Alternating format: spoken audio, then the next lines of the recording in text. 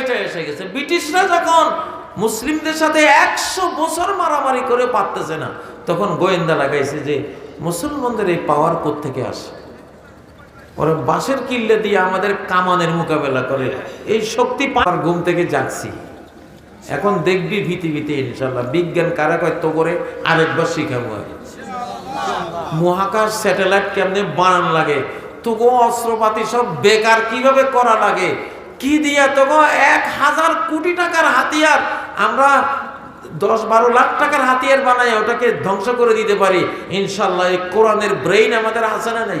রাম একটাই গোটা পৃথিবীর শক্তি দিয়া কিচ্ছু করতে পারো নাই, আর গোটা মুসলিম জাহান তো রইয়াই গেছে ইনশাল্লাহ।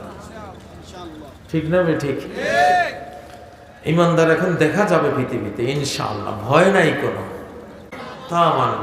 সামনে যুদ্ধ আসতেছে বাংলাদেশে একখানা, ইরানের উপরে যে যুদ্ধ এখন চলতেছে, এটা বাংলাদেশে মনে করেন রেডি হয়ে আছে, খালি হুইসেল কবে বাজাইব সেটা। আপনারা তো সবাই নির্বাচন নির্বাচন নির্বাচন,